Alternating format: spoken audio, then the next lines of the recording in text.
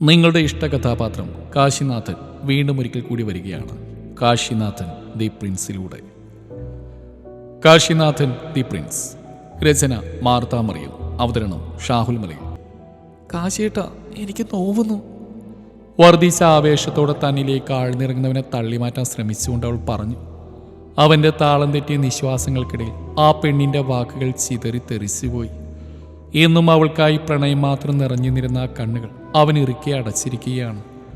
അവൻ്റെ മുറുകിയ ശ്വാസം അവളുടെ മൂക്കിൻ തുമ്പിനെ തഴുകിപ്പോയിക്കൊണ്ടിരുന്നു. അവൻ്റെ ചലനങ്ങൾക്കൊപ്പം സ്വർണം കെട്ടിയ രുദ്രാക്ഷം ഭ്രാന്തമായി ചലിച്ചുകൊണ്ടിരുന്നു. ഒരുപാട് ആഗ്രഹിച്ചതാണ് ഈ ശരീരത്തോടൊപ്പം വിയർത്തൊട്ടി ഈ നെഞ്ചിൽ തലചായ്ച്ചുറങ്ങാൻ. പക്ഷേ ഇപ്പോൾ ആരോടൊക്കെയുള്ള വാശി തീർക്കുമ്പോൾ തന്നിലേക്ക് ആഞ്ഞടിക്കുന്നവനോട് അവൾക്ക് ആദ്യമായി ഭയം തോന്നി. രാത്രിയുടെ ഏതോ യാമത്തിൽ തന്നിൽ നിന്നും കിതപ്പോടെ മാറിയവനെ അവൾ പേടിയോടെ ഇടം കണ്ണാൽ നോക്കി. കട്ടിലിന് താഴെ കിടന്ന ട്രാക്ക് എടുത്തിട്ടുണ്ടവൻ ടേബിളിൽ നിന്ന് സിഗും ലാമ്പും എടുത്തിട്ട് കിഴക്കോട്ട് തുറക്കുന്ന ജനലരികിലേക്ക് നടന്നു. മാറിലേക്ക് പുതപ്പ് വലിച്ചിട്ടുകൊണ്ട് രാധു പതിയെ ബെഡിൽ എഴുന്നേറ്റിരുന്നു. ദേഹം അങ്ങിങ്ങായി വേദനിക്കുന്നുണ്ട്. ബെഡ് റെസ്റ്റിൽ ചാരിയിരുന്നപ്പോൾ തന്നെ പൊതിയുന്ന കുളിർക്കാറ്റിന് മനം മടുപ്പിക്കുന്ന ഒരു ഗന്ധം നിറഞ്ഞു നിൽക്കുന്നത് അവൾ അറിഞ്ഞു. സിഗരറ്റ് ആഞ്ഞു വലിച്ചിട്ട് ജനലിലൂടെ പുക പുറത്തേക്ക് ഊതിക്കൊണ്ട് അവൻ തിരിഞ്ഞു നോക്കി. ബെഡ് റെസ്റ്റിൽ കണ്ണുകളടച്ച് ചാരിയിരിക്കുകയാണവൾ. നിലാവിൽ തിളങ്ങുന്ന ഒറ്റക്കല്ല് മൂക്കുത്തിയിലും അഴിഞ്ഞുലഞ്ഞ കാർക്കൂന്തലും വിയർപ്പിൽ കുതിർന്ന സീമന്തവും പരന്ന കൺമഷിയും അവൾ ഏതോ ചിത്രകാരൻ്റെ വശ്യമാർന്ന പെയിന്റിംഗ് പോലെ തോന്നിച്ചു. ആ സമയം അവൻ്റെ ചുണ്ടിൻ്റെ കോണിൽ വിരിഞ്ഞ പുഞ്ചിരിക്ക് എന്തു ഭാവമാണെന്ന് അവന് തന്നെ അജ്ഞാതമായിരുന്നു. മനമടിപ്പിക്കുന്ന ആ ഗന്ധത്തിൽ രാധുവിന് വീർപ്പുമുട്ടൽ തോന്നി, ഒരുതരം ശ്വാസമുട്ടൽ. കാശി എങ്ങനെ പ്രതികരിക്കുമെന്നറിയില്ലെങ്കിൽ കൂടി അവൾ പതിയെ എഴുന്നേറ്റ് ജനലിനരികിലേക്ക് നടന്നു. അവൻ്റെ അരികിൽ നിൽക്കുമ്പോഴും അവൾ ചെറുതായി വിറക്കുന്നുണ്ടായിരുന്നു. ഊർന്നു പോവാൻ തുടങ്ങിയ ബ്ലാങ്കറ്റ് മുറുകെ പിടിച്ചുകൊണ്ട് അവൾ പുറത്തേക്ക് നോക്കി.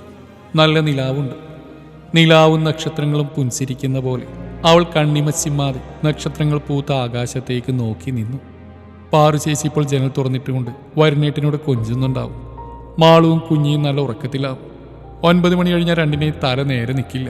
പുൻസിരിയോട് അവൾ ഓർത്തു. ജനലഴിയിൽ മുട്ടമർത്തി നിന്നുകൊണ്ട് കാശി അടുത്ത സിഗരറ്റ് എടുത്തു. അതിന് തീ കൊളുത്തുമ്പോഴാണ് അവൻ ആ പെണ്ണിനെ ശ്രദ്ധിച്ചത്. നീല വെളിച്ചത്തിൽ അവൾ കുറെ കൂടി മനോഹരിയായിരിക്കുന്നു. ചൊടിയിലെ ആ നേർത്ത പുൻസിരി അവൾക്ക് മാറ്റിയേക്കുന്നു. So beautiful.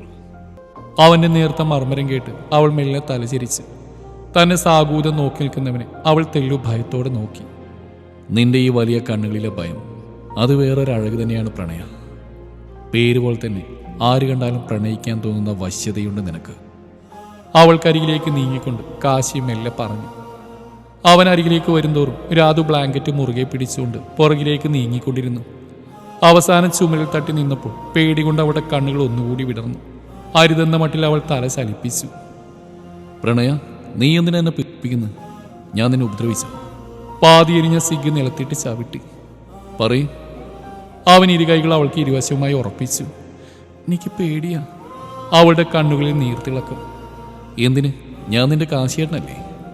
അവൻ വളരെ മനോഹരമായി പുഞ്ചിരിച്ചു. അതിന് മറുപടി പറയാതെ രാധു മിഴികൾ താഴ്ത്തി. പറയ്, എന്നെ സ്വന്താക്കാൻ വേണ്ടിയല്ലേ നീ എന്നും മേടപ്പാട്ട് ഭഗവാൻ കൂവളമാല ചാർത്തിയിരുന്നു? തെക്കുംപാട്ട ഭഗവതിക്ക് മുമ്പിൽ പ്രാർത്ഥിച്ച് നീലത്താമര വിരിയിപ്പിച്ച് എല്ലാം ഈ കാശിനാഥന് വേണ്ടിയല്ലേ? അവളുടെ കവിളിലൂടെ തഴുകിക്കൊണ്ടവൻ അവളെ തന്നോട് അടുപ്പിച്ചു. ഒന്നിനും അവളിൽ നിന്ന് മറുപടിയില്ല. വിറക്കുന്ന ശരീരത്തോടെ അവൾ തല താഴ്ത്തി നിൽക്കുകയാണ്. പേടികൊണ്ട് അവളുടെ മൂക്കിൻ തുമ്പ് വിയർത്തു തുടങ്ങിയിരുന്നു. വിയർക്കുന്നുണ്ടല്ലോ. ഉള്ളം കൈയാൽ വിയർപ്പ് ഒപ്പിക്കൊണ്ട് കാശി അവളെയും കൂട്ടി ജനലരികിലേക്ക് നടന്നു. ദേ, ആ കാണുന്നിടത്ത് ഒരു ഇലഞ്ഞിമരമുണ്ട്. രാധുവിനെ പുറകിൽ നിന്ന് ചേർത്ത് പിടിച്ചുകൊണ്ട് അവൻ അവളുടെ തോളിൽ താടി അമർത്തി. അവൻ്റെ മൃദുവായിട്ടുള്ള സമീപനത്തിൽ അവൾ തെല്ലെന്ന് അയഞ്ഞു. ഒരിക്കൽ അവിടെ വെച്ച് ആ ഇലഞ്ഞിച്ചോടിൽ വെച്ച് നിന്നെ എനിക്കൊരിക്കൽ കൂടി സ്വന്തമാക്കണം. അതെൻ്റെ വലിയൊരു ആഗ്രഹമാണ്. അവൻ പറഞ്ഞു നിർത്തിയത് അവൾ ഞെട്ടിലോടൊന്ന് കുതിറി. പേടിക്കണ്ട, ഇപ്പോഴല്ല, പിന്നീട് ഒരിക്കൽ. കാശി വീണ്ടും അവളെ തന്നോട് അമർത്തി പിടിച്ചു.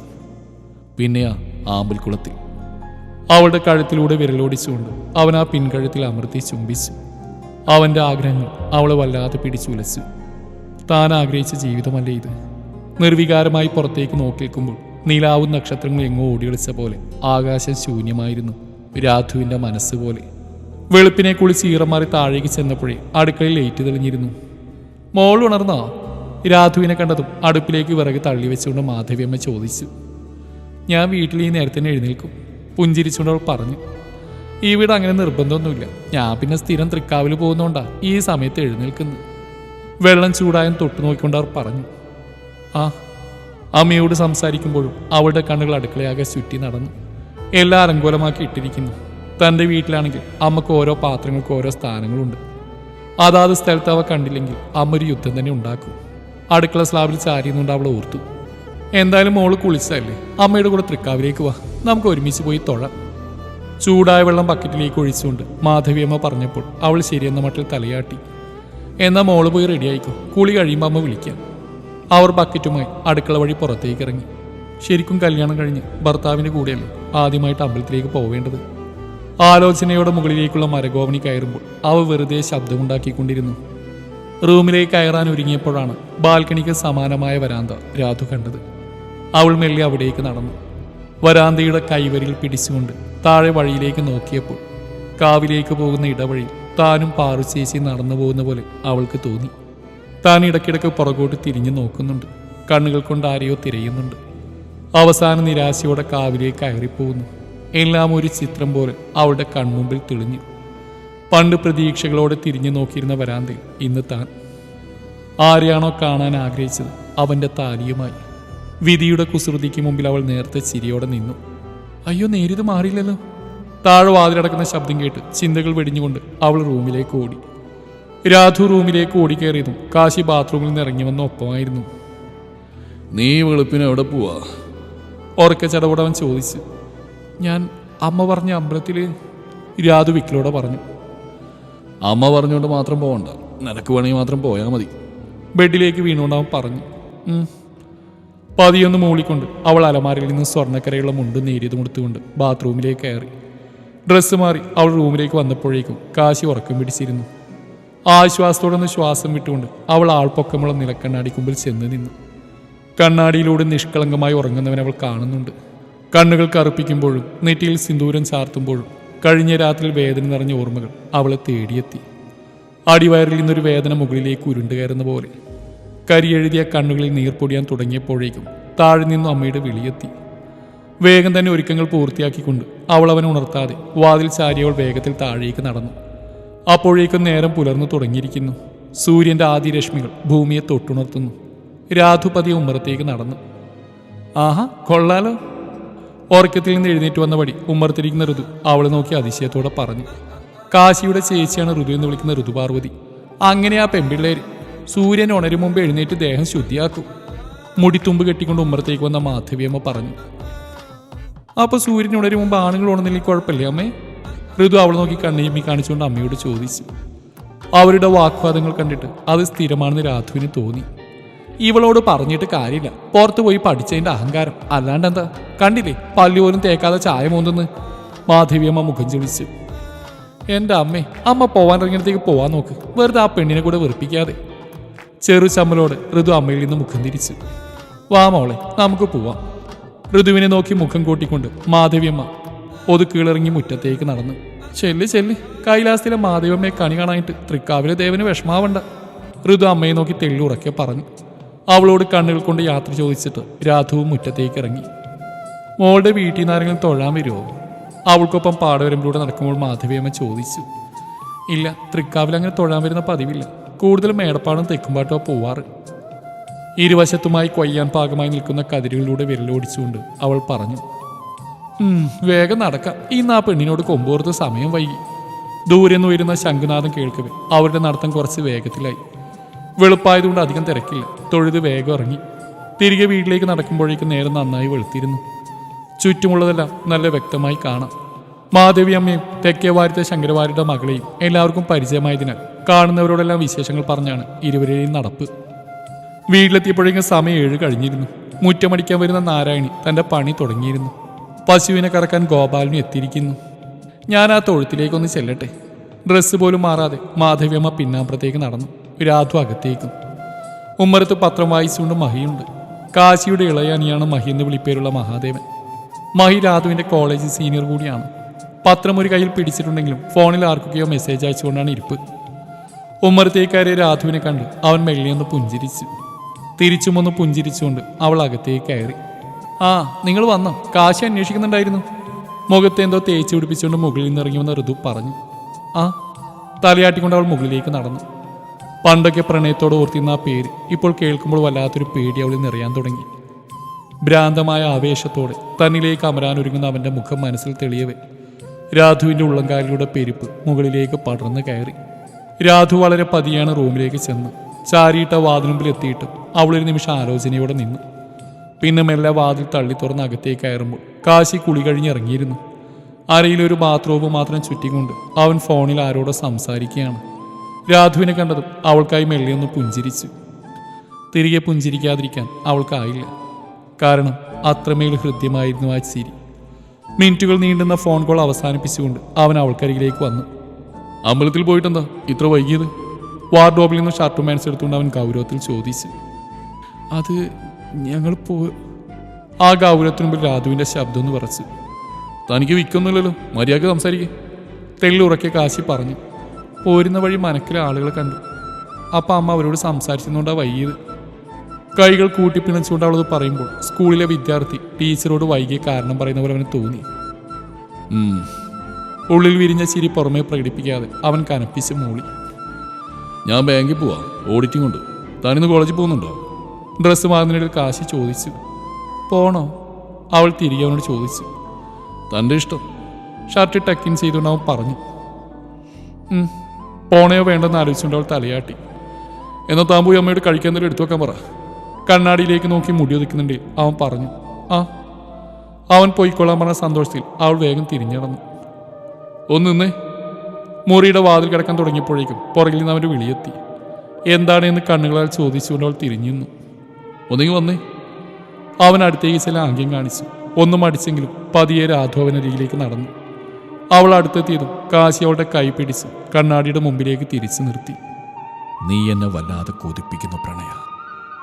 കാതരമായി അവൻ പറഞ്ഞ വാക്കുകൾ അവളിൽ പേടിയുണർത്തി.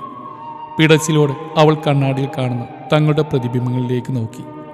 നിറയെ പീലികളുള്ള മിഴികൾ വിടർത്തി കണ്ണാടിയിലൂടെ അവളെ തന്നെ നോക്കി നിൽക്കുകയാണ് അവൻ. നിന്റെ ഈ ഗന്ധം അത് അനിർവചനീയമാണ് പെണ്ണേ. അവൻ മൂക്ക് വിടർത്തിക്കൊണ്ട് അവളുടെ കഴുത്തിൽ മുഖമൊന്ന് അമർത്തി. അവൻ്റെ താടി രോമങ്ങൾ കഴുത്തിൽ പതിഞ്ഞപ്പോൾ അവളുടെ പിൻകഴുത്തിലെ നീല ഞരമ്പുകൾ പിടഞ്ഞെഴുന്നേറ്റു. മുഖം രക്തവർണമായി. കഴുത്തിൽ ചെറു ചൂടുള്ള നിശ്വാസങ്ങൾ പതിക്കവേ അവൾ മെല്ലെ കണ്ണുകൾ ഇറുക്കി അടച്ചു. കഴുത്തിൽ അവൻ്റെ ചുണ്ടുരയുന്നു, ഉമിനീരിൻ്റെ നനവ് പടരുന്നു അവൾ അറിയുന്നുണ്ടായിരുന്നു. പാതി കൂമ്പിയ മിഴികളോടെ നിൽക്കുന്നവളിൽ നിന്നും അകന്നു മാറുമ്പോൾ മതിവരാത്ത പോലെ അവൻ്റെ കൺപീലികൾ ചലിച്ചുകൊണ്ടിരുന്നു. ദേഹത്തെ പൊതിഞ്ഞിരുന്ന ആ ചെറു ചൂടകന്നപ്പോൾ രാധുമെല്ലെ മിഴികൾ തുറന്നു. പോയിക്കോ, അല്ലെങ്കിൽ എനിക്കിന്ന് ഓഡിറ്റിംഗ് മിസ്സാവും. കുറുമ്പോടെ എന്നാൽ ഗൗരവത്തിൻ്റെ മേമ്പൊടിയോടെ അവനത് പറയുമ്പോൾ തലകുലുക്കിക്കൊണ്ട് അവൾ പുറത്തേക്ക് നടന്നു. താഴേക്കുള്ള പടികൾ ഓരോന്നായി ഇറങ്ങുമ്പോഴും രാധുവിൻ്റെ മനസ്സ് കഴിഞ്ഞുപോയ നിമിഷങ്ങളിൽ തങ്ങി നിൽക്കുകയാണ്. പിൻകഴുത്തിൽ ഇപ്പോഴുമുണ്ട് അവൻ്റെ ഉമിനീരിൻ്റെ ചൂട്. രാധു നേരിയതിൻ്റെ തുമ്പുയർത്തി മെല്ലെ അവിടെ തുടച്ചു. ഹാളിലെത്തി ഒന്ന് ചുറ്റും നോക്കിയിട്ട് അമ്മ എവിടെയാണ് തിരക്കിക്കൊണ്ട് അവൾ അടുക്കളയിലേക്ക് നടക്കാൻ ഒരുങ്ങിയതും അടുക്കളയിൽ നിന്ന് ഋതു കയറി വന്നു. ഇപ്പം ഇടിച്ചേനെ. പുഞ്ചിരിയോട് അവളത് പറയുമ്പോൾ രാധു ഒന്ന് പുഞ്ചിരിച്ചു. എന്തേ, അവൻ ദേഷ്യപ്പെട്ടോ? രാധുവിൻ്റെ മുഖത്തെ ചുവപ്പ് രാശി കണ്ട് ഋതു ചോദിച്ചു. ഇല്ലെന്നുള്ള മട്ടിൽ അവൾ തലയാട്ടി. പിന്നെ എന്തു പറ്റി? മുഖമല്ലാതെ ചോന്നിട്ടുണ്ടല്ലോ. കള്ളച്ചിരിയോടെ ഋതു അത് ചോദിച്ചപ്പോൾ രാധുവിന് നാണം വന്നു. എങ്കിലും അവളത് ഭാവിക്കാതെ ഒന്നുമില്ലെന്നവൾ ചുമൽ ചലിപ്പിച്ചു. പ്രണയുടെ നമ്പർ എത്രയാ? ഞാൻ സേവ് ചെയ്യാം. മൊബൈൽ എടുത്തു വരുത്തിക്കൊണ്ട് ഋതു ചോദിച്ചു. എനിക്ക് മൊബൈലില്ല. പതിഞ്ഞ ശബ്ദത്തിൽ അവൾ പറഞ്ഞു. മൊബൈലില്ലെന്നോ? ഋതു ആശ്ചര്യത്തോടെ അവളെ നോക്കി. ഇല്ല, വീട്ടിലെ അച്ഛനും പാർച്ചേച്ചിക്കും മാത്രമേ ഫോണുള്ളൂ.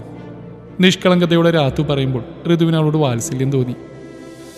നമുക്ക് ആശയോട് പണ്ട് ഒരെണ്ണം സെറ്റാക്കാം. അവളുടെ കൈ കവർന്നുകൊണ്ട് ഋതു അത് പറയുമ്പോൾ രാധുവിന് നേരിയ സംഭ്രമം തോന്നി. എടാ, നിന്റെ ഭാര്യയ്ക്ക് ഫോണില്ലാന്ന്. തൻ്റെ പുറകിലേക്ക് നോക്കി ഋതു അത് പറയുമ്പോൾ രാധു ഞെട്ടലോടെ തിരിഞ്ഞു നോക്കി. പടിക്കെട്ട് ഇറങ്ങി വരികയാണ് കാശി. കയ്യിൽ ലാപ്ടോപ്പ് ബാഗും ഉണ്ട്. സമയം വൈകിയതുപോലെ ധൃതിയിലാണ് വരവ്. അയ്യോ, അമ്മയോട് ഭക്ഷണത്തിൻ്റെ കാര്യം പറഞ്ഞില്ല. ഋതുവിൻ്റെ കൈ വിടുവിച്ചുകൊണ്ട് അവൾ അടുക്കളയിലേക്ക് ഓടി. നിന്നെ കണ്ടിട്ട് എന്താടാ അവൾ ഓടുന്നു? ഒരാഴ്ച കൊണ്ട് നീ അവളെ പേടിപ്പിച്ചോടാ? ഋതു കണ്ണുകളിരുട്ടി അവനെ നോക്കി. എൻ്റെ പൊന്നു ഋതു, നീ നിന്റെ പാട് നോക്കി. ഇനി നീയൊക്കെ കൂടി പറഞ്ഞ് പേടിപ്പിക്കാതിരുന്നാൽ മതി. ബാഗ് ടേബിളിലേക്ക് വെച്ച് ടക്കിൻ ചെയ്ത ഷർട്ട് ഒന്നുകൂടെ വലിച്ചിട്ടുകൊണ്ട് അവൻ കൈ കഴുകി ഡൈനിങ് ടേബിൾ വന്നിരുന്നു. ഡാ, നീ പോവാനിറങ്ങിയോ? തെക്കേ വാതിലൂടെ ഒരു കയ്യിൽ പയറും മറുകയിൽ മുരിങ്ങയിലുമായി മാധവിയമ്മ കയറി വന്നു. എനിക്കിന്ന് ഓഡിറ്റിങ്ങുള്ള കാര്യം ഇന്നലെ രാത്രി അമ്മയോട് പറഞ്ഞല്ലേ? കാശി ഒരൽപ്പം ശബ്ദമുയർത്തി ചോദിച്ചു. ആദ്യം നീ പറഞ്ഞിരുന്നു, പക്ഷെ ഇത്ര നേരത്തെ പോകുന്ന ഞാൻ വിചാരിച്ചോ. അമ്മ പയറും മുരിങ്ങയിലും ടേബിളിലേക്ക് വെച്ചു. മൊത്തത്തിൽ പറഞ്ഞ ഒന്നും ഉണ്ടാക്കില്ലെന്ന് സാരം. ദേഷ്യത്തോട് അത്രയും പറഞ്ഞുകൊണ്ട് ബാഗ് എടുത്ത് അവൻ പുറത്തേക്ക് നടന്നു. ഡാ നിക്കടാ, ഒരു 10 മിനിറ്റ് അമ്മ ഉപ്പുമാവ് ഉണ്ടാക്കാം. അവന്റെ പുറകെ ചെന്നുകൊണ്ട് മാധവിയമ്മ പറഞ്ഞപ്പോഴേക്കും കാശി ബൈക്ക് സ്റ്റാർട്ട് ചെയ്തിരുന്നു. ഡാ, അവര് മുറ്റത്തേക്ക് ഇറങ്ങി. ഞാൻ പുറത്തുനിന്ന് കഴിച്ചോളാം. പെട്ടെന്ന് വന്ന ദേഷ്യം അടക്കിക്കൊണ്ട് കാശി അമ്മയോടായി പറഞ്ഞു. മാധവിയമ്മ വീണ്ടും എന്തോ പറയാൻ തുടങ്ങിയപ്പോഴേക്കും വലിയ ശബ്ദത്തോടെ ആ ബൈക്ക് അവരെയും കടന്നു പോയി. ഇങ്ങനെ ഒരു ചെറുക്കൻ പിറുപിറുത്തുകൊണ്ട് അവർ ഉമ്മറത്തേക്ക് കയറി. എന്ത്, ഓന് ഉപ്മാവ് വേണ്ടേ? മുറ്റെന്ന് പല്ലിലേക്കായിരുന്ന മഹി അമ്മയെ കളിയായിക്കൊണ്ട് ചോദിച്ചു. നീ ഇന്ന് കഥാപ്രസംഗം നടത്താൻ കോളേജിൽ പോകാൻ നോക്കടാ. അവന് നേരെ കണ്ണുരുട്ടിക്കൊണ്ട് മാധവിയമ്മ അകത്തേക്ക് നടന്നു. അവൻ പോയോ? ഡൈനിങ് ടേബിളിനരികിൽ നിന്ന് ഫോൺ നോക്കിയിരുന്ന ഋതു ചോദിച്ചു. ആ പോയി. നിനക്ക് ആ കുന്ത്രണ്ടത്തിൽ തോന്നുന്ന സമയമുണ്ടെങ്കിൽ ഈ മുരിങ്ങിലൊന്ന് നുള്ളി വെച്ചൂടെ? മാധവിയമ്മ ഋതുവിനോട് ചൂടായി. പൊന്നാരമ്മ ഭക്ഷണം കഴിക്കാതെ പോയതിന് അമ്മ എൻ്റെ മെക്കിട്ട് കയറണ്ട. അമ്മയെ ഹെൽപ്പ് ചെയ്യാനാണ് കാശി അവളെ കെട്ടിക്കൊണ്ടുവന്ന്. ഇനിയല്ല അവളോട് പറഞ്ഞേക്കണം. ഋതു കെറുവോടെ എഴുന്നേറ്റ് റൂമിലേക്ക് പോയി.